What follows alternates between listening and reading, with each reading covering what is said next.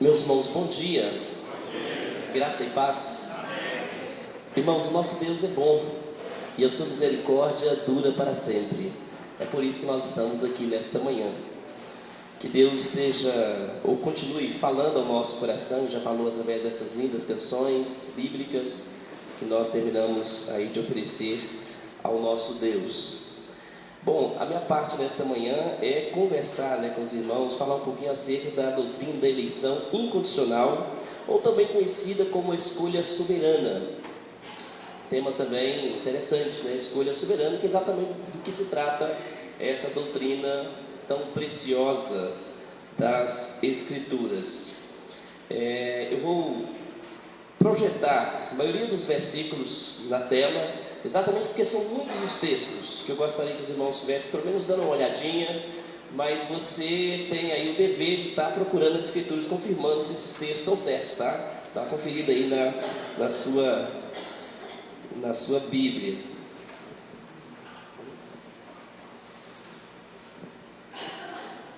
Primeiro nós vamos orar, vamos curvar nossa cabeça, vamos falar com o nosso Deus. Deus Santo, nós estamos diante do Senhor tão somente para glorificar o Teu nome. E agora nesta manhã o Senhor nos dá este privilégio de poder estudar a Tua Palavra. Queremos pedir que o Teu Espírito Santo venha abrir as mentes, os corações, para que recebam a Tua Palavra.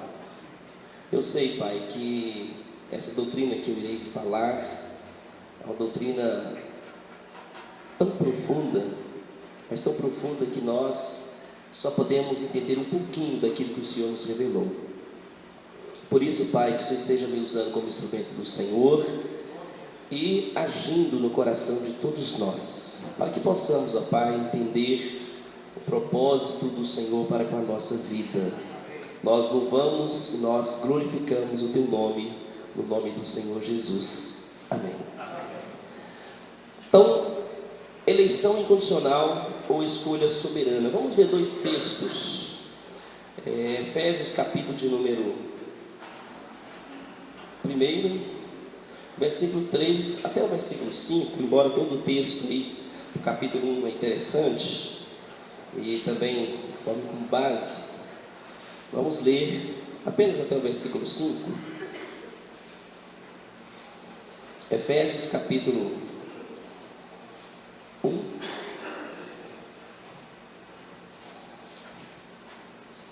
versículo de número 3 ao versículo 5. Este primeiro texto nós vamos ler juntos. Leiamos.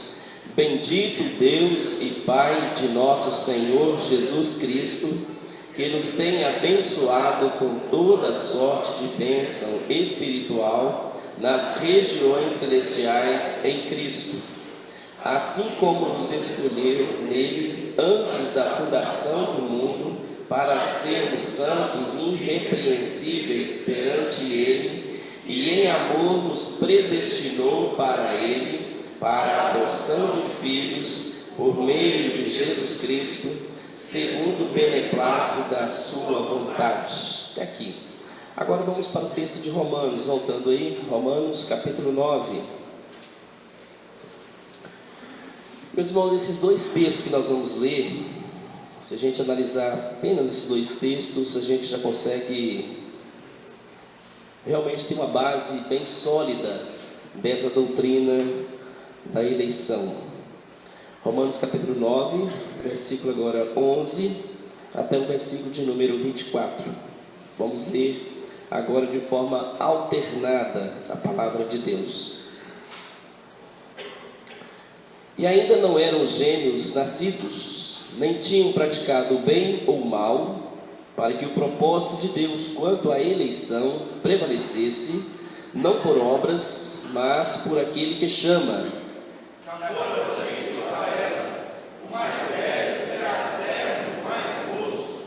Como está escrito: amei Jacó, porém me aborreci de Esaú.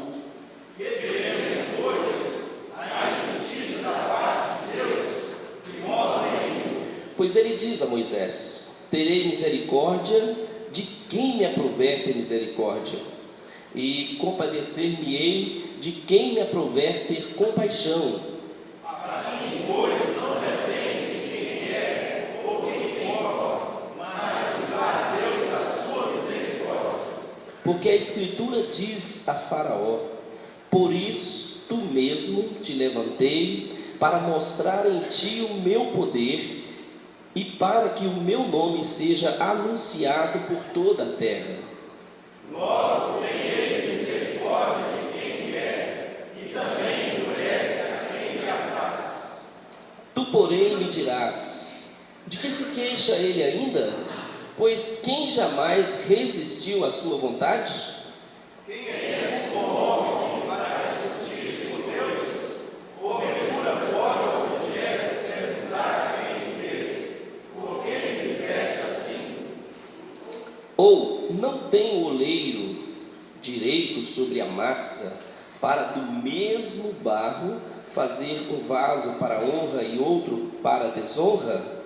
Que diremos, pois, se Deus querendo mostrar a sua ira e dar a conhecer o seu poder, suportou com muita longanimidade os vasos de ira, preparados para a perdição, A fim de que também desse a conhecer as riquezas da sua glória em vasos de misericórdia, que para a glória preparou de antemão, os quais somos nós, a quem também chamou, não só entre os judeus, mas também entre os gentios. Amém. Que o nosso Deus aplique a sua palavra ao nosso coração. O versículo 22, o apóstolo Paulo fala vaso de ira, e no versículo 23, vaso de misericórdia, referindo-se a esse ato soberano do nosso Deus, que criou vaso de ira e vaso também de misericórdia. Então a gente já percebe claramente que o texto já está trazendo ao nosso coração. Resumo o que nós vamos estudar aqui nesta manhã: base bíblica para a eleição, a natureza da eleição, o propósito da eleição, e aí vamos estar fazendo uma conclusão. Um dos grandes expoentes dessa doutrina, ele afirmou assim, e nós concordamos plenamente com ele: creio na doutrina da eleição porque tenho absoluta certeza que se Deus não me escolhesse, eu jamais o escolheria. Tenho certeza que Ele me escolheu antes de eu nascer, ou do contrário, nunca me escolheria depois disso. Aliás, a mensagem, a palestra do Jorge deixou isso muito claro. Tem como escolher a Deus. Um defunto não escolhe ninguém. Então, Charles Spurgeon está aí dizendo isso claramente. Há algumas verdades que devem ser colocadas em evidências antes de falarmos sobre esta gloriosa e consoladora doutrina. Nossa cabeça precisa ter algumas coisas. E realmente, é preciso que tenha. Senão a gente jamais irá compreender essa doutrina. A primeira questão é o seguinte: a Bíblia diz isso para nós. Deus sabe todas as coisas. Ele é sábio, Ele é justo, Ele é bom em todas as suas obras e não muda. Ele é imutável. Então tudo que Deus fez para a sua glória, e fez exatamente por ser Ele esse Deus justo, sábio e bom. A palavra de Deus diz: justo é o Senhor em todos os seus caminhos, benigno em todas as suas obras. Às vezes, quando trata da doutrina da eleição, as pessoas querem atribuir a Deus um ato de injustiça, o ato de escolher alguns e pré-ordenar os outros para a perdição. A Deus é injusto porque faz isso, mas a Bíblia deixa claro para a gente que Deus é justo em todas as suas obras, ainda que nós não compreendamos.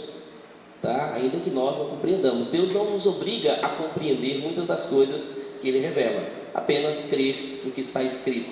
Esse é o nosso dever. Está escrito, então eu creio. Não entendo bem, mas eu creio porque está assim escrito.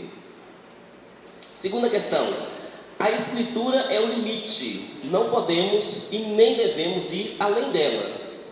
Nós não podemos ultrapassar aquilo que está escrito.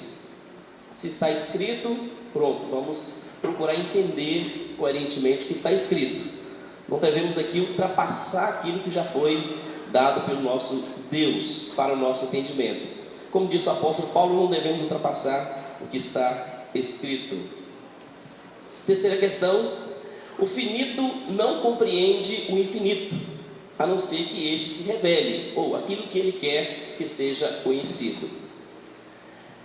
Não tem como nós queremos entender a mente de Deus. Por favor, coloque isso em sua mente. Nós temos aqui apenas algumas luzes para compreender essa doutrina, que é um mistério revelado nas Escrituras, mas ainda permanece um mistério, no sentido que há tanta coisa profunda que a gente, às vezes eu percebo alguns intérpretes, teólogos, que eles começam a aprofundar e depois eles aprofundam tanto que eles não conseguem voltar mais, eles ficam lá mesmo, e eles ficam perdidos também. Então a gente tem que entender isso, a nossa mente não consegue compreender a mente de Deus. Aliás, o reverendo José João sempre dizia para a gente na sala de aula, no seminário, o dia que nossa mente, o dia que a nossa cabeça compreender a mente, a cabeça de Deus, Deus deixa de ser Deus e nós passamos a ser Deus. Então, isto é impossível.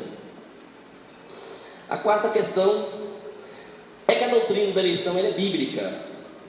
Aqueles que condenam essa doutrina, igual a gente às vezes vê por aí, pessoas dizendo que essa doutrina é a doutrina do diabo, na verdade, eu entendo que a pessoa, ela está acusando a Deus, ela está apontando o dedo para Deus e dizendo para Deus que a doutrina que ele mandou que fosse registrada nas Escrituras, na verdade foi o diabo que ele a colocou.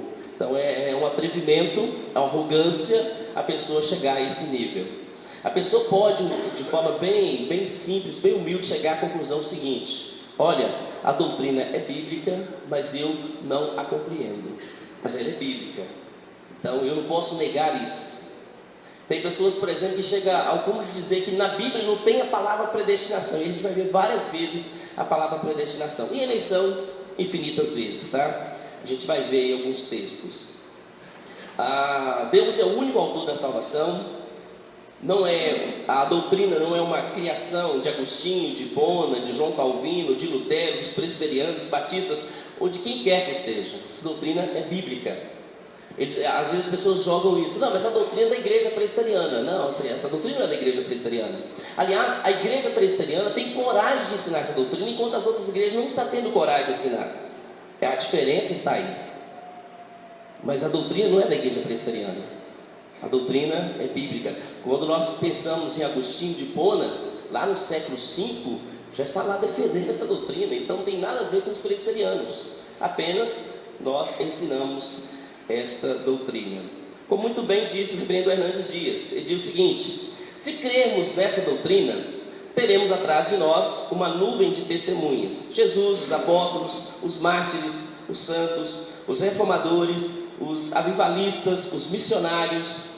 Se cremos nessa doutrina, estaremos acompanhados por Jesus, Pedro, João, Paulo, Agostinho, Crisóstomo, Lutero, Calvino, Zwingli, John Knox, John Owen, Thomas, John Edwards, George Tefield, Charles Spurgeon, John Rhodes, Martin Lloyd Jones, John Stott e tantos outros.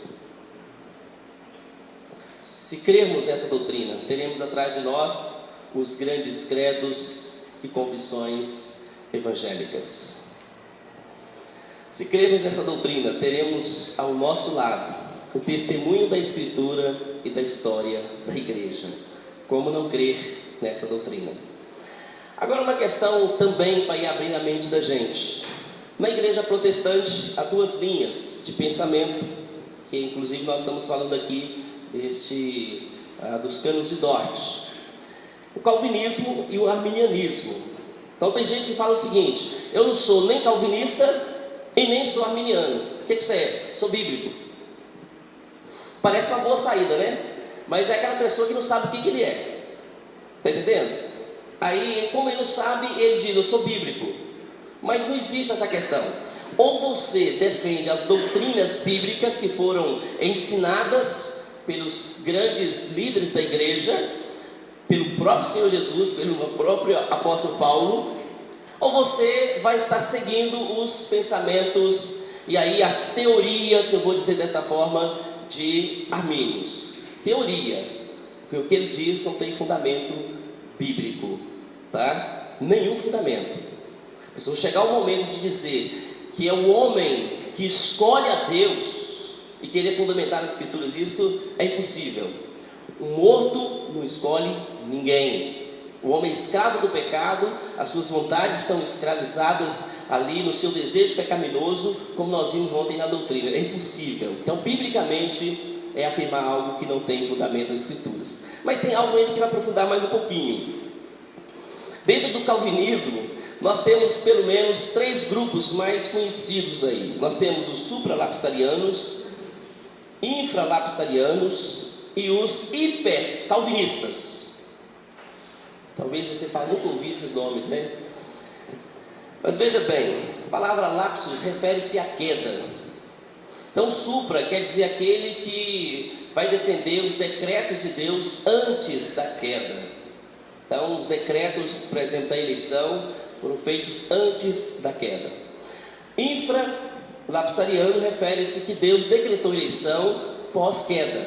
Então, Deus, Ele vê a queda, Ele vê os homens no seu estado de miséria, então Ele resolve escolher aqueles que Ele soberanamente quis escolher. E temos os hipercalvinistas, que aí já é uma deformação do que nós chamamos de calvinismo. Porque o hipercalvinismo chega à audácia de dizer o seguinte: se Deus já decretou todas as coisas, se Deus já predestinou, então para que pregar o Evangelho? Não tem necessidade de pregar o Evangelho. Deus já escolheu os seus eleitos, Ele já decretou que eles serão salvos. E se eles foram decretados pelo próprio Deus que serão salvos, então independe do que nós vamos fazer, eles serão salvos de qualquer jeito.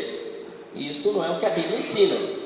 Então, mesmo Deus que decretou a eleição, decretou também os meios para que essa eleição chegue aos seus escolhidos. Então aí também temos isso aí. Só para a gente ampliar a mente aí, trouxe um quadro ali, só para a gente ter um pouquinho a ideia, a diferença aí. Então, o supralapsariano começa o seguinte: o decreto de eleger alguns e reprovar o restante. Então, entende que começa por aí. Deus, na sua mente, isso dentro da cabeça de Deus, do ser de Deus, Ele então decidiu eleger alguns homens, escolher alguns homens. Primeira coisa que Ele faz, escolher alguns homens para a salvação e reprovar o restante, que isso está na mente de Deus. Depois, o outro decreto, Deus então decreta criar, então Ele vai criar. Depois, Ele vai permitir a queda, ou seja, Ele vai decretar também a queda. A gente até assusta, né? Mas Deus decretou a queda, de fato. Não é apenas a ideia de que Deus permitiu a queda. A queda, ela faz parte desse plano eterno de Deus. Quarto, Deus decretou então providenciar salvação para os eleitos. E quinto, o chamado do eleito à salvação. No infralapsariano, então primeiro criar, depois Deus decreta a queda, aí depois que Deus decreta, aí eleger alguns e ignorar o restante. E depois providenciar a salvação para os eleitos, o chamado do eleito à salvação.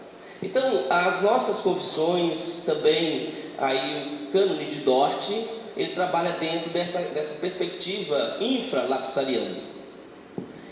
Na verdade, eu entendo que ser mais compreensível à nossa mente.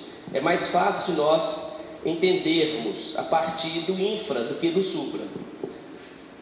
Quando nós participamos de uma palestra como ontem, que a gente fica com a mente tão clara, aí a gente fala assim, então Deus olha para a humanidade, vê a humanidade caída, e Ele resolve então escolher alguns. Dentro de todos ali, Deus não está sendo injusto, porque nenhum merece salvação, todos merecem condenação. Mas Ele, de forma soberana, que não nos revelou o motivo, a base é seu amor, é a sua graça, resolve escolher alguns para a salvação. Então todos estão perdidos, todos estão caminhando de passos largos para o inferno, e Ele então olha para a humanidade caída, isso até mesmo antes dela cair, obviamente, então resolve salvar alguns, eleger alguns e predestiná-los para a salvação. É mais fácil a nossa mente, porque a gente vê isso de forma mais clara nas Escrituras. Mas a visão supralapsariana não é uma visão errada também não. Até mesmo porque nós precisamos entender que o nosso Deus, Ele, antes de criar qualquer coisa, Ele já havia determinado tudo. Então não tem nada aqui que vai pegar Deus de surpresa. Então Deus, Ele não só sabia, como Ele já havia decretado tudo. O que fica na nossa mente é essa ideia. Deus sabia, sim, Ele sabia porque Ele havia decretado. Então como Ele decretou, as coisas vão acontecer. Você está ficando claro na sua mente. Então Deus sabia, sim, Deus sabia. Por que Ele sabia? Porque Ele havia decretado. Então Ele, como o projetista, já conhece todo o seu projeto, todos os detalhes do seu projeto. Então o projeto de salvação é dessa forma, Deus decretou, por isso tudo vai ocorrer de acordo com o que Ele decretou. Não tente entender de forma racional, assim, a gente fala assim, tudo que está nos acontecendo hoje, tudo que acontece na sua vida, os mínimos detalhes, tudo isso já foi decretado por Deus. Os mínimos detalhes, imagina só, o fato de nós estarmos aqui nesta manhã, isso já havia sido determinado por Deus, de forma que não tinha como você não estar aqui nessa manhã. Você fala assim, se eu não tivesse acordado com a esposa, eu não tinha ido lá, queria ver, você veio. O fato de você vir é exatamente por isso, porque Deus já havia determinado esse dia.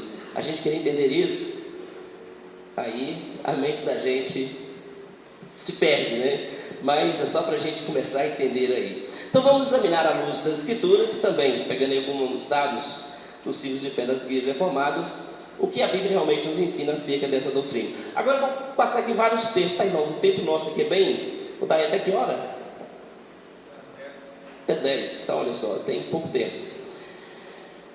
Vou passar então a projetar os textos, irmãos, olhem aí. Base bíblica, a gente vai pegar vários textos. A gente não vai analisar os contextos, irmãos. Se fosse pegar cada texto e analisar o seu contexto, como que a gente precisa fazer, aí a gente ia ficar a semana toda aqui estudando essa doutrina. Mas eu estou pegando os textos que estão exatamente nos nossos símbolos de fé e ali colocados exatamente defendendo essa doutrina. Então, uma questão que todos nós sabemos e nenhum de nós temos nenhuma dificuldade. Deus é o Criador, o sustentador, o mantenedor e o dono de tudo que criou nos céus, na terra, no mar e tudo que neles há.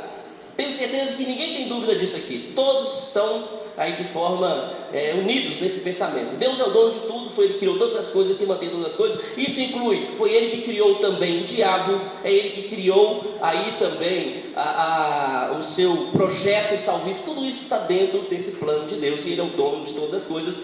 Sendo dono, Ele soberanamente faz aquilo que Ele deseja, segundo o conselho da sua boa vontade. O texto que é claro, Deuteronômio 10,14: eis que do Senhor teu Deus são o céu e o céu dos céus, a terra e tudo o que nela há. É uma questão que a gente fica tentando pensar, por que o homem questiona a eleição, questiona Deus com relação ao ato de escolher alguns, se Ele é o dono de todas as coisas. Ele é o dono, Ele escolhe aqueles que Ele quis escolher. Então, sendo dono, não tem que ser questionado. E além de tudo, Ele é esse Deus soberano. Mas Ele revela algumas coisas para a gente. Deuteronômio capítulo 10, 15: entretanto, o Senhor se afeiçoou de teus pais para os amar e escolheu a sua descendência depois deles, isto é, a vós dentre todos os povos, como hoje se vê.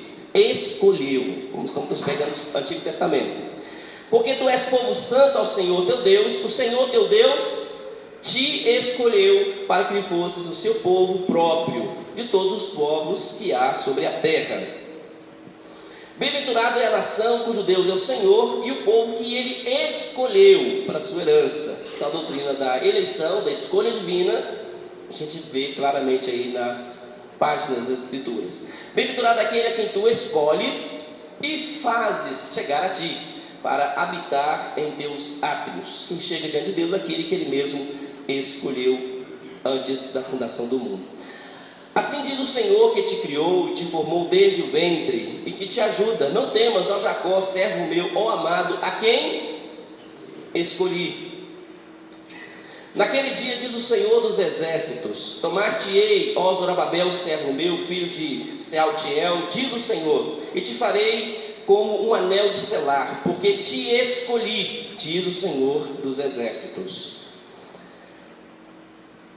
De todas as famílias da terra, somente a vós outros vos escolhi, portanto, eu vos punirei por todas as vossas iniquidades, somente a vós outros escolhi. Então a gente vê, irmãos, podemos pegar inúmeras passagens. Poderíamos fazer, por exemplo, uma linha de raciocínio na nossa mente seguinte, olhando para a Bíblia de uma forma geral. Você olha para a Bíblia, olha para as Escrituras, você já tem um conhecimento da Bíblia. Se você olha para as Escrituras e começa a ver lá em Gênesis, quando Deus cria Adão e cria Eva, a gente vê que ali vai acontecer o pecado, eles são expulsos do jardim, depois eles vão ter ali os filhos, Abel e Caim. A gente vai ver ali que Caim levanta, mata o seu irmão, e daquela geração de Adão você vai ver alguém se destacar. Nós vamos ver ali Sete, que é o filho de Adão. Depois nós vamos ver Enos. E aí você vai ver uma linha, Deus trabalhando e mostrando essa eleição a partir de Gênesis. Então você vê Sete, você vê Enos, Deus chamando de Enos. Nós vamos ver ali Deus chamando Noé, realizando através de Noé ali a sua vontade, mostrando para os homens que Ele é o Deus Santo, que todos estão no pecado. Aí de Noé, a gente sabe ali que toda a humanidade é destruída. Noé tem os seus 3 filhos. Dos seus 3 filhos, você vai ver que um vai ser falado nas Escrituras e os outros a gente praticamente não vê nada. O que a gente vê é eles se levantando contra este que Deus chama. Você vai ver Sem, a linhagem dos Semitas. De Sem vai vir Éber, de Éber vai vir Abraão, de Abraão vai vir aí vai vir Isaac, Jacó, de Jacó vai vir os 12 patriarcas. Desses 12 patriarcas, de forma muito clara, você vai ver lá a nação de Judá sendo escolhida ali, separada. De Judá a gente vê os reis, de Judá também vai vir o próprio Cristo. Jesus é da linhagem de Judá, Ele é o leão da tribo de Judá. E em Cristo nós vamos agora para o Novo Testamento e vamos ver todos sendo chamados em Cristo, de forma muito clara. Deus não vai ter nenhum compromisso com os outros de forma especial, como Ele tem com essa linhagem clara que a gente vê de Gênesis até o livro de Apocalipse. No livro de Apocalipse a gente vai ver lá Deus realizando o juízo final, o julgamento, e conforme o nome daqueles que estão escritos no livro da vida. E esse livro da vida foi escrito antes que Deus criasse qualquer outra coisa, estava ali registrado. É por isso que Deus trabalha dessa forma. A gente vê isso nas Escrituras de forma muito clara. Quem conhece, quem estuda as Escrituras, ele percebe isso. Só para a gente entender ele. Então, no Antigo Testamento a gente vê muitas passagens falando assim. Agora no Novo Testamento, também bem rápido, o Senhor Jesus chama os salvos de escolhidos, porque muitos são chamados, mas poucos os escolhidos. Essa expressão escolha, eleição, é clara, irmãos. Por isso que quando a pessoa fala, eu não acredito nessa doutrina, ela não é bíblica. Como que não é bíblica? Então, está aí. Porque muitos são chamados, mas poucos escolhidos. A ideia de chamados é um chamado geral. Vai ser trabalhado aqui ainda, dentro dessas palestras aí, a graça irresistível. E é exatamente aí que vai entrar essa questão. Muitos são chamados pela pregação do Evangelho. Dentro da pregação do Evangelho virá muita gente, mas dentro desses que virão, apenas alguns são de fato os eleitos de Deus. Os outros, e a gente sabe isso dentro da igreja hoje, tem muitas pessoas dentro da igreja que têm apenas uma máscara de crente. A gente não tem que ter vergonha de dizer, infelizmente. Quantas pessoas hoje são escândalos na vida das igrejas? E estão às vezes com o seu nome registrado ali no hall de membros, e chegam até a dizer, eu sou eleito, eu sou escolhido por Deus, mas não tem nenhuma vida com Deus. Então foram chamados, aceitaram assim, entre aspas aí, esse chamado do Evangelho, receberam esse chamado, mas não tem nenhuma vida com Deus, nunca se renderam a Cristo. Então estão no meio desses que foram chamados. Mas os escolhidos, aí a palavra de Deus está dizendo, são poucos, mas muitos são chamados. Mateus 24, 31. Ele enviará os seus anjos com grande clamor de trombeta, os quais lhe ajuntarão os escolhidos desde os 4 ventos, de uma a outra extremidade dos céus. Ajuntarão os escolhidos. Não tivesse o Senhor abreviado aqueles dias, e ninguém se salvaria, mas por causa dos eleitos que Ele escolheu, abreviou tais dias, por causa dos eleitos que Ele escolheu. E não fará Deus justiça aos seus escolhidos, que dia e noite clamam a Ele, já que é longânimo para com eles, seus escolhidos. Não fostes vós que me escolhestes a mim, pelo contrário, eu vos escolhi a vós outros, e vos designeis para que vades e deis fruto, e o vosso fruto permaneça. Paulo afirma também essa escolha. Portanto, aos que de antemão conheceu, também os predestinou para serem conformes à imagem de seu Filho, a fim de que ele seja o primogênito entre muitos irmãos. E aos que predestinou, a esses também chamou. E aos que chamou, a esses também justificou. E aos que justificou, a esses também glorificou. Quem tentará acusação contra os eleitos de Deus? É Deus quem os justifica. Quanto ao Evangelho, são eles inimigos por vossa causa. Quanto, porém, à eleição, amados por causa dos patriarcas. Assim como nos escolheu nele antes da fundação do mundo, para sermos santos e irrepreensíveis perante ele, e em amor nos predestinou para ele, para a adoção de filhos, por meio de Jesus Cristo, segundo o beneplácito de sua vontade. Revestimos, pois, como eleitos de Deus, santos e amados, de coração compassivo, de benignidade, humildade, mansidão e longanimidade. Porque Deus não nos destinou para a ira, mas para alcançar a salvação mediante o nosso Senhor Jesus nos destinou. Paulo, servo de Deus e apóstolo de Jesus Cristo, para promover a fé que é dos eleitos de Deus, e pleno conhecimento da verdade, segundo a piedade. Poderíamos citar outros textos, tá, irmãos? Apenas alguns. Paulo fala que tudo sofre por causa dos eleitos de Deus. O apóstolo Pedro também afirma: eleitos segundo a presciência de Deus Pai, na santificação do Espírito, para a obediência e aspersão do sangue de Jesus Cristo, graça e paz sejam multiplicadas.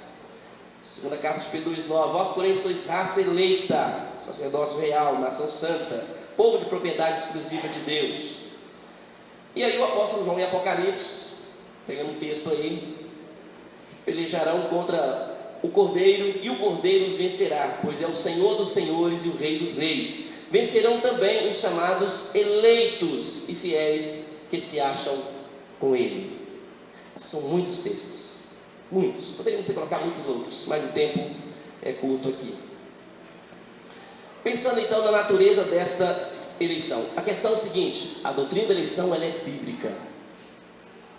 Deus, sim, soberanamente escolheu aqueles que ele quis para a salvação em Cristo Jesus. Agora, entendendo a natureza dessa eleição divina, a doutrina da eleição divina, assim como a doutrina que nós estudamos ontem, ela humilha a gente, que nós não fazemos nada, tudo é realizado por esse Deus. A eleição é um decreto soberano de Deus. Aí eu vou pegar aqui a nossa confissão de fé de Westminster, que também não vai ser muito diferente aí dos canos de Dort. Pelo decreto de Deus e para a manifestação da sua glória, alguns homens e alguns anjos são predestinados para a vida eterna e outros pré-ordenados para a morte eterna. Então, pelo decreto divino e para a manifestação da sua glória, alguns homens e alguns anjos são predestinados para a vida eterna e outros pré-ordenados para a morte eterna. Aí eu quero que os irmãos abram então, por favor, o texto de 1 Timóteo 5, versículo 21. Paulo vai dizer e acerca dos anjos eleitos. Olha só o que está escrito aí. Os textos que estão marcados, nós vamos ler, tá?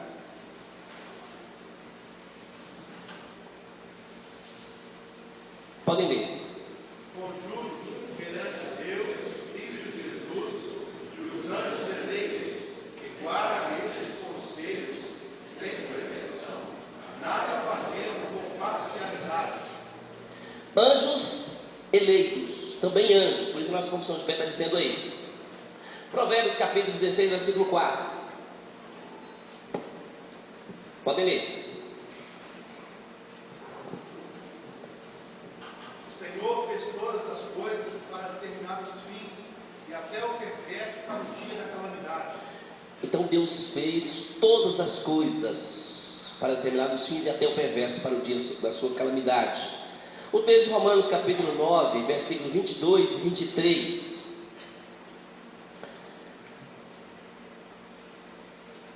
Podem ler. Que diremos, pois, se Deus, querendo mostrar a sua ira e dar a conhecer o seu poder, suportou com muita longanimidade os vasos de ira, preparados para a perdição, a fim de que também desse a conhecer as riquezas da sua glória e vasos de misericórdia, que para a glória preparou de antemão. Então veja bem, vasos de ira preparados para a perdição. Depois, vasos de misericórdia que para a glória preparou de antemão. Então, o que a nossa confissão de fé está dizendo, pelo decreto de Deus e para a manifestação da sua glória, alguns homens, alguns anjos são predestinados para a vida eterna e outros preordenados para a morte eterna. Outro dado aí da nossa confissão de fé: esses homens e esses anjos, assim predestinados e preordenados, são particular e imutavelmente designados. O seu número é tão certo e definido que não pode ser nem aumentado e nem diminuído. Sabe, tem uma expressão que se usa, muito errada e muito equivocada pelos evangelistas, por aqueles que gostam de fazer apelo, que diz o seguinte: olha, querido, você que ouviu a mensagem, gostaria de aceitar Jesus nessa noite, nessa manhã? Primeiro, é a pessoa que precisa entender que é ele que necessita ser aceitado, e se ele é eleito, já foi aceitado por essa graça maravilhosa lá na eternidade. É uma expressão que as pessoas, na verdade, exaltam o homem e aí humilha o próprio Cristo, a ideia de que Cristo está precisando ali de que aquela pessoa o aceite, né? E aí vem uma outra questão ainda muito forte, que é a questão seguinte: olha, querido, se você aceitar Jesus aqui nesta manhã, hoje mesmo seu nome vai estar sendo escrito no livro da vida. Irmãos, isso não existe. Hoje mesmo, se alguém que está ouvindo a pregação do Evangelho, o Espírito Santo atuou nele, regenerou o seu coração, ele se rende a Cristo, é porque o nome dele já estava escrito, ele está agora apenas sendo chamado dentro do tempo de Deus. São expressões equivocadas, e a gente precisa entender isso. Nós não estamos acrescentando mais gente no livro da vida. Nós estamos apenas pregando o Evangelho para aqueles que já foram escritos serem chamados pelo poder soberano de Deus e a ação soberana do Espírito Santo. Então, a palavra de Deus diz isso para nós, né, de forma muito clara aí. E se nós formos olhar muitos outros textos, a gente percebe isso. O Senhor Jesus vai dizer: eu sou bom pastor, conheço as minhas ovelhas e elas me conhecem a mim. João capítulo 10, versículo 14, 16. Assim como o Pai me conhece a mim, eu conheço o Pai e dou minha vida pelas ovelhas. Ainda tenho outras ovelhas, não deixe aprisco, a mim me convém conduzi-las. Elas ouvirão a minha voz, e então haverá um rebanho e um pastor. Versículo 27 e 28. As minhas ovelhas ouvem a minha voz, eu as conheço e elas me seguem. Eu lhes dou a vida eterna, jamais perecerão. Olha só, eu conheço as minhas ovelhas, eu sou bom pastor que dá a vida pelas ovelhas. Então, de forma bem clara essa questão. E outra também, quando a gente olha para o que a nossa confissão de fé está dizendo, diz aí, tanto com relação àqueles que foram predestinados para a vida eterna, para a salvação em Cristo, como também aqueles que foram aí, segundo termos aí, pré-ordenados para perdição. Então, também, não tem como, às vezes a pessoa utiliza assim: mas e se uma pessoa que Deus não escolheu, se essa pessoa que Deus não escolheu quiser Cristo, desejar ardentemente o Evangelho? Irmãos, é impossível isso. É uma questão imaginária que a gente precisa tirar da nossa mente. É impossível alguém que não seja um eleito por Deus desejar a Cristo, porque para ele desejar a Cristo precisa da obra soberana de Deus na vida dele, regenerar o seu coração, dar ele fé, e essa fé é dada apenas aos eleitos. Então, se alguém deseja a Cristo, se alguém está aí buscando a Cristo, ele não tem nem que ter dúvida de que ele é eleito. Somente os eleitos vão ter esse desejo na alma. Somente os eleitos vão desejar a Cristo com todo o seu ser. Somente os eleitos são capazes de morrer por amor a Cristo. São capazes de negar os prazeres desse mundo por amor a Cristo. Agora, os não eleitos, irmãos, eles não vão desejar nunca. É igual como eu disse, eles podem até frequentar as igrejas, mas se tiver de morrer por amor a Cristo, vai chegar o momento dessa perseguição. Meu, é até bom ser crente, mas esse negócio não é muito legal não, sou jovem ainda, deixa eu curtir minha vida. É assim que vai acontecer. Segundo o inescrutável conselho de sua própria vontade, pela qual ele concede ou recusa misericórdia como lhe apraz, para a glória de seu soberano poder sobre as suas criaturas e para o louvor de sua maravilhosa graça, ele escolheu em Cristo aqueles que herdarão a vida eterna. Então, ato soberano, ele escolheu. Então, é isso que a palavra de Deus vai nos dizer. O texto aí de Romanos capítulo 9, do versículo 17 e 22, o texto que nós lemos aí, trata exatamente dessa questão. Que diremos, pois, se Deus, querendo mostrar a sua ira, dar a conhecer o seu poder, suportou com muita longanimidade os vasos de ira preparados para a perdição, a fim também que desse a conhecer as riquezas da sua glória em vasos de misericórdia para os vasos que para a glória preparou de antemão? Então, a a palavra de Deus vai dizendo isso para nós. E esse Deus soberano, aliás, que quando a gente começa a questionar, Paulo até fala: quem és tu, ó homem, para discutir isso com Deus? Quem somos nós? É assim que está escrito. Então, ele usa de misericórdia com quem ele quer usar de misericórdia. Não depende de quem corre ou de quem quer, depende dele usar de misericórdia. Então, é ele que é o soberano e não nós. Cabe a nós apenas curvar nossa cabeça e entender o nosso lugar, que é pó, nada além de pó, somente a graça e nada mais. Portanto, não fomos nós que escolhemos a Deus, foi Ele quem nos escolheu. O Senhor Jesus deixa isso também muito claro para os seus discípulos: não fostes vós que escolhestes a mim, pelo contrário, eu vos escolhi a vós outros. Vamos abrir também esses dois textos aí. O texto de João capítulo 6, versículo 37. Abre lá comigo rapidinho. Podem ler juntos, tá, meus irmãos? Se mais de uma pessoa abrir, pode ler juntos, não tem problema não. É até bom que todos estejam lendo de preferência. João capítulo 6, 37. Podem ler. Todo aquele que o Pai me dá, esse virá a mim, e o que vem a mim, de modo nenhum lançarei fora. Então, todo aquele que o Pai me dá, ou seja, aqueles que foram escolhidos por esse Deus soberano, é que serão conduzidos a Cristo. Versículo agora 44.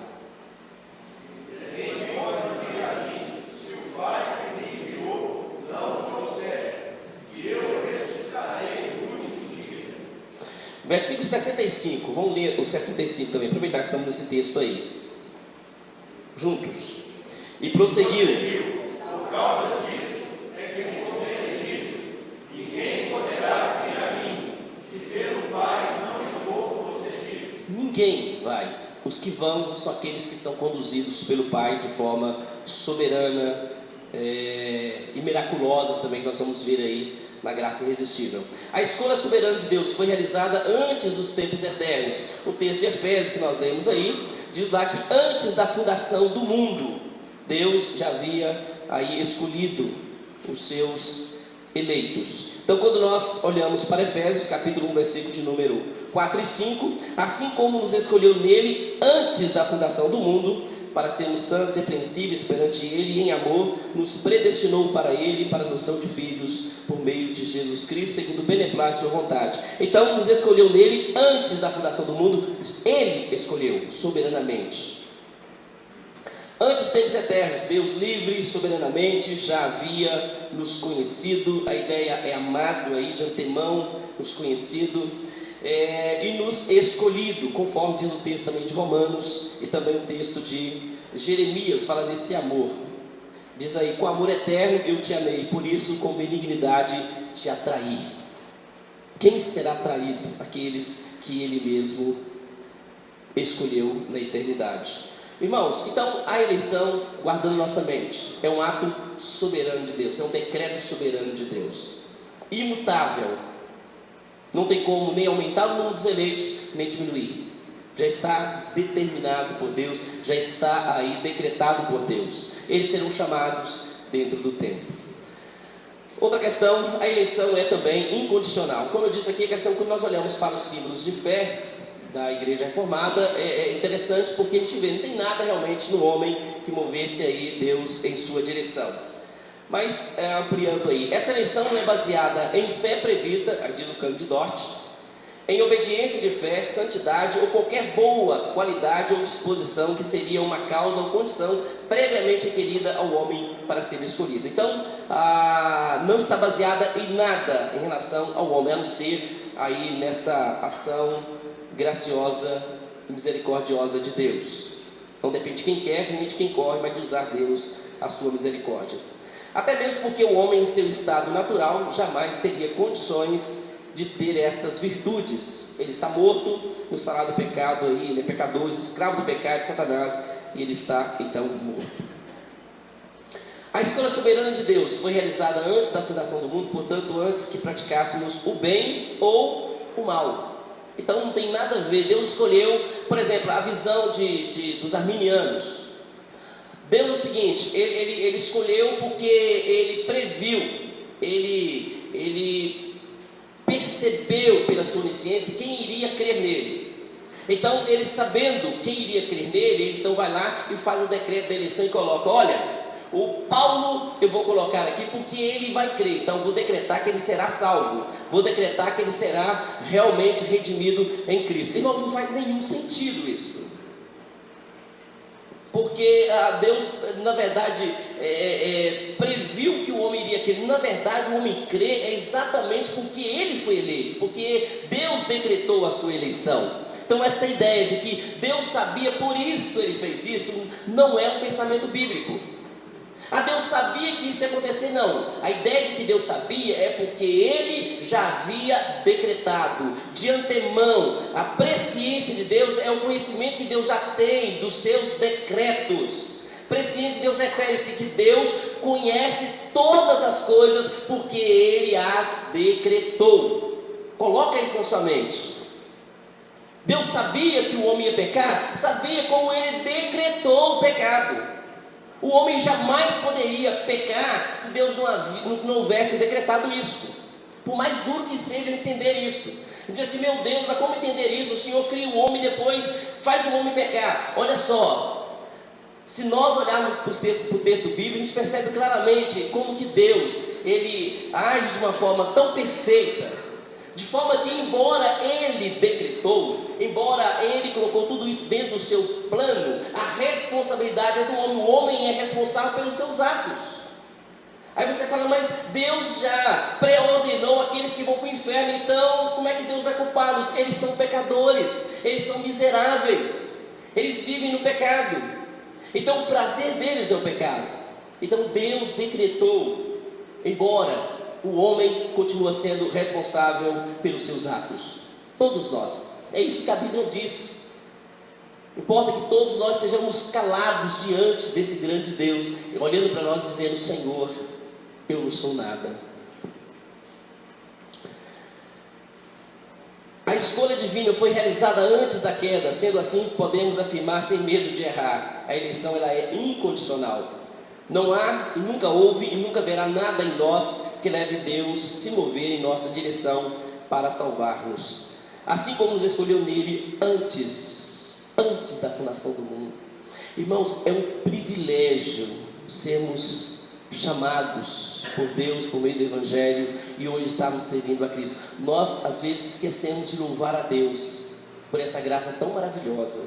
Que privilégio é pertencer ao povo de Deus. É privilégio porque é poucos. Muitos são chamados, poucos escolhidos.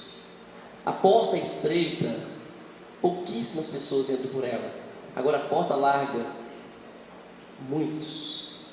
Os que entram pela porta estreita só entram porque Deus opera neles, tanto querer como realizar da sua soberana vontade. Porque nenhum de nós jamais iríamos querer entrar pela porta estreita, porque a nossa natureza é o contrário. A nossa natureza gosta da porta larga. Nós temos prazer no pecado. Ninguém peca porque o pecado é ruim. Já viu alguém pecar? Eu vou pecar, mas é tão ruim pecar. Irmão, se o pecado fosse semelhante a um choque daqueles bem fortes, você acha que alguém iria querer pecar, desejar pecar, chegar e... Imagina, todas as vezes que ele... Vou pecar, não vou mais. Está entendendo? Mas o pecado é algo prazeroso por causa da nossa natureza pecaminosa. É por isso que quando Deus vai operando a sua graça em nós, nós passamos a odiar o pecado. Eu não sei se você já chegou a esse tipo de pensamento, de olhar para dentro de você e dizer: como eu me odeio. Já chegou a esse ponto de você olhar para você e falar assim: meu Deus, às vezes chegar no espelho mesmo, você olhar e voltar: meu Deus, como me odeio. O Senhor é tão bom, tão maravilhoso, tão gracioso, e eu sou esse miserável pecador. Senhor, tem misericórdia de mim. Por isso que os eleitos de Deus, aqueles que realmente são eleitos de Deus, eles desejam a volta de Cristo, desejam o céu mais do que tudo, porque lá eles não vão mais pecar, terão uma vida plenamente santificada. Agora, as pessoas que vivem nesse mundo, que estão com prazer nesse mundo, que não conseguem odiar o pecado, é porque tem algo errado. Se você ainda não odeia o pecado, se você não consegue te odiar quando você peca, é porque tem algo errado na sua vida. E você precisa analisar isso de forma muito séria. Aqueles que estão em Cristo, aqueles que estão buscando a Cristo, eles pecam, Mas a tristeza, a dor que dá, meu Deus, tem misericórdia. Chegamos a dizer aquilo que o apóstolo Paulo disse: desventurado homem que sou, quem me livrará do corpo desta morte? Eu não consigo fazer aquilo que eu preciso fazer, aquilo que eu quero fazer, e aquilo que eu não quero fazer, isso eu acabo fazendo. Eu não consigo entender a minha própria natureza. Mas somente os eleitos de Deus vivem desta forma. Os não eleitos estão tranquilos nos seus pecados, vivem tranquilos, conseguem até dormir e roncar tranquilamente. Eu estou dizendo isso para pessoas que estão dentro das igrejas, estão vivendo no pecado. Quantos namorados estão tendo relação sexual em nossa geração dentro da igreja? Cristãos, né, entre aspas, mas estão vivendo o mesmo namoro desse mundo, os mesmos prazeres desse mundo. Quantos estão vivendo abertamente no pecado, irmãos? E o mais triste, desculpa usar essa expressão, é que tem atitudes hipócritas, porque consegue na hora dos cânticos levantar a mão, fechar os olhos. Alguns chegam a ser até aí líderes da música, né? Está à frente. Você olha assim, gente, essa pessoa é espiritual, essa pessoa é crente demais. Mas você percebe que não tem nenhum compromisso com Deus. Você pergunta se está lendo Bíblia, está estudando a Escritura, se ama a palavra de Deus. Ele diz: eu não tenho tempo para a Bíblia, eu não tenho tempo para o compromisso com Deus. Mas ele tem tempo para a sua faculdade, ele tem tempo para o seu trabalho, ele tem tempo para juntar dinheiro, ele tem tempo para as suas coisas. Para Deus ele não tem tempo. Irmãos, a pessoa que é um eleito de Deus, ele precisa analisar isso, tem algo errado. Os eleitos de Deus, eles vivem a vida com os pés na terra, mas com o seu pensamento, o seu coração no céu. Eles sabem que eles estão aqui de passagem. Eles não estão se acomodando nesse mundo. Esse mundo incomoda. E é verdade, esse mundo nos incomoda. Esse mundo é mau, esse mundo jaz no maligno, jaz nas trevas. O sistema é horrível. Tanta corrupção, tanta maldade. Isso traz tristeza em nós. Em nós, os eleitos. Que os outros vão se adaptando, vão gostando, vão se adaptando a essas coisas.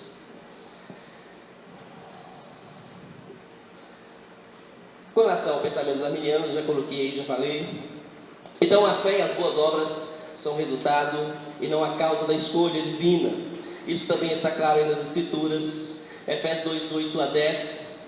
Pela graça sois salvos mediante a fé, isso não vem de vós, é dom de Deus, não de obras para que ninguém se glorie. Pois somos feituras dele, criados em Cristo Jesus para as boas obras, as quais ele de antemão preparou para que andássemos nelas. Até as boas obras já foram de antemão preparadas por Deus, decretadas por Deus, para que nós pudéssemos viver nessas boas obras. Boas obras como desenvolvimento aí da nossa própria fé. Depois a gente vai falar sobre isso. Texto aí que nos salvou e nos chamou com santa vocação, não segundo as nossas obras, mas conforme a sua própria determinação e graça que nos foi dada em Cristo Jesus antes dos tempos eternos. Então isso aqui e derruba todo o pensamento dos arminianos, que Deus salvou porque ele previu fé. Pelo contrário, diz o texto de forma muito clara, não segundo as nossas obras, mas conforme a sua própria determinação e graça, favor imerecido dele. Tudo provém de Deus. É Ele quem nos escolheu, é Ele quem predestinou, é Ele quem nos regenera e gera a fé salvadora, é Ele quem chama eficazmente, é Ele quem justifica em Cristo, é Ele quem santifica em Cristo, e é Ele que glorificará os seus eleitos também em Cristo. Tudo provém dEle, tem nada que nós fazemos, e aquilo que nós fazemos, só fazemos porque o Espírito Santo está atuando em nós para fazermos. Aquilo que nós fazemos, que é para a glória e exaltação de Deus, de forma alguma é motivo para a gente se vangloriar. Só estamos fazendo porque o Espírito Santo opera em nós e nos leva a fazer. Então por isso que a gente não consegue nem entender, às vezes, algumas pessoas também dentro das igrejas que se vangloriam daquilo que eles estão fazendo, se acham especiais. Eu sou da música, eu que faço isso, eu sem mim nada podeis fazer, irmãos. Não, tudo depende do Senhor. Caminhando então para finalizar a nossa doutrina, ou pelo menos algumas ideias dela. A eleição foi feita em Cristo, também já falamos disso. Paulo deixa isso claro também,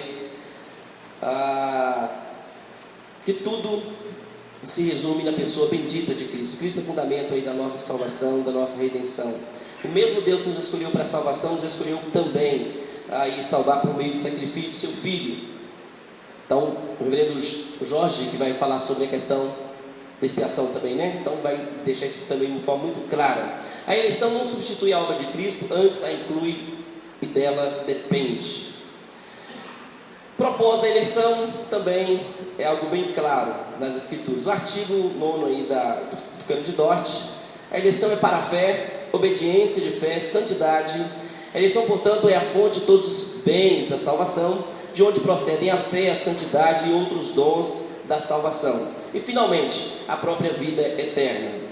É conforme o testemunho do apóstolo: ele nos escolheu, não por sermos, mas para sermos santos e irrepreensíveis perante ele. Então, aí vemos o propósito dessa eleição: fé salvadora, obediência, ou de viver de forma irrepreensível, como o apóstolo diz em Efésios, santidade, comunhão com Deus, também vida eterna, e tudo isso a gente percebe como propósito dessa eleição, que é a exaltação e glorificar o nome do nosso Deus. Fomos eleitos e predestinados por Deus para o louvor da sua glória. Portanto, o fim último da eleição é a glória de Deus. É isso que Paulo deixa claro: nele digo, no qual fomos também feitos herança, predestinados segundo o propósito daquele que faz todas as coisas conforme o conselho de sua vontade, a fim de sermos para o louvor da sua glória, nós, os que de antemão esperamos em Cristo.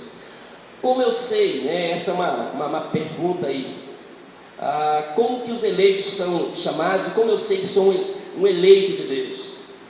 Então, a ordem de Paulo, do Senhor Jesus, é: ide, pregar o Evangelho a toda criatura. Os eleitos serão chamados por meio da pregação do Evangelho. Então, por isso que Paulo vai dizer: porque todo aquele que invocar o nome do Senhor será salvo. Como, porém, invocarão aquele em quem não creram? E como crerão naquele de quem nada ouviram? E como ouvirão, se não há quem pregue? E como pregarão se não forem enviados? Como está escrito: quão formosos são os pés dos que anunciam as boas novas. E assim a fé vem pela pregação, e a pregação pela palavra de Cristo.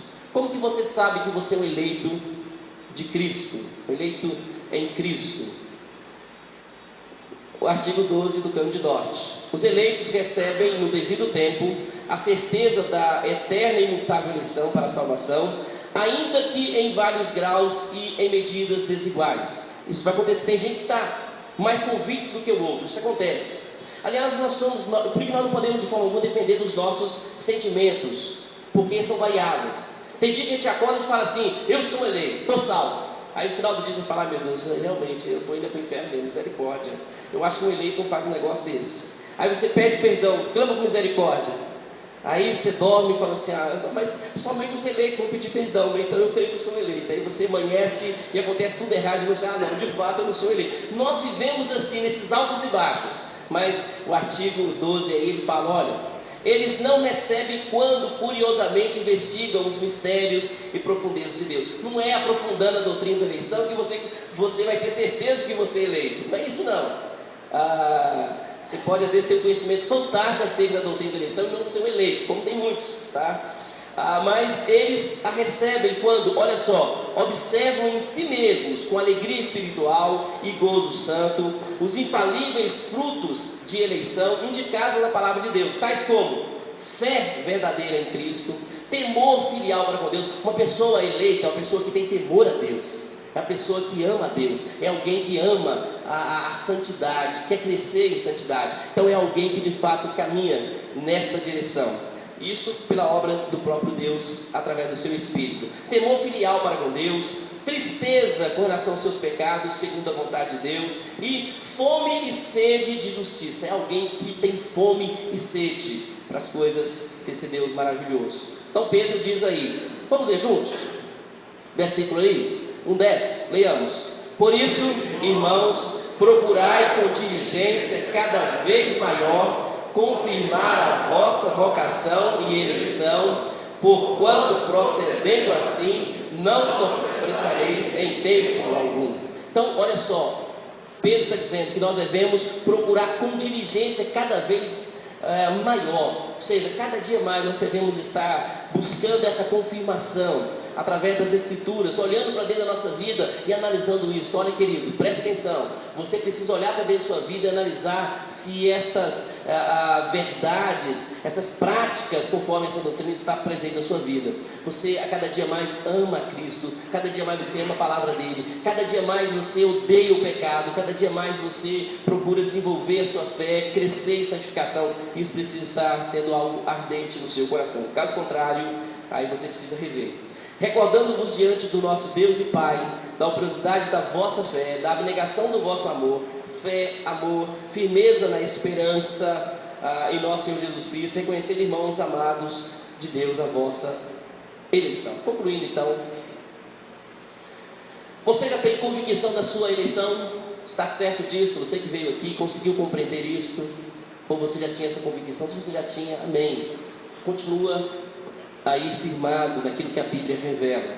Se não, duas coisas: você precisa realmente converter, e essa é uma obra da graça de Deus, Ele vai operar isso em nossa vida, e nós precisamos clamar a Deus pela misericórdia dEle. Sem essa regeneração, sem essa conversão, não tem salvação. Como é uma obra soberana de Deus, nós devemos realmente clamar por misericórdia, por compaixão. E se você consegue fazer isso, é um sinal de que você é um escolhido de Deus, um eleito de Deus, porque só eles irão realmente desejar ardentemente por causa da obra operada em nós. Possui os frutos da eleição em sua vida. Nós falamos aqui: odeia o pecado, ama a Deus de todo o seu coração. A consciência e a certeza desta eleição fornece diariamente aos filhos de Deus maior motivo para humilhar perante Deus, para adorar a profundidade de sua misericórdia, para se purificar e para amar ardentemente aquele que primeiro nos amou. Artigo 13, Canos de Dort. Que Deus esteja nos abençoando, meus irmãos. O reverendo Jorge disse que depois não tem um momento que a gente vai estar respondendo também algumas perguntas que forem possíveis serem respondidas, tá? Então a gente vai estar também juntos aí. Meu desejo é que Deus esteja aplicando a palavra dele ao nosso coração, entendendo o seguinte, meus irmãos: tudo provém do Senhor. Por isso que Paulo vai dizer no texto de Romanos, capítulo 11, quando ele diz: ó profundidade da riqueza, tanto da sabedoria como do conhecimento de Deus! Quão insondáveis são os seus juízos e quão inescrutáveis os seus caminhos! Quem, pois, conheceu a mente do Senhor? Ou quem foi o seu conselheiro? Ou quem primeiro deu a ele para que lhe venha a ser restituído? Porque dele, e por meio dele, e para ele, são todas as coisas. A ele, pois, a glória eternamente. Amém. Que Deus assim nos abençoe.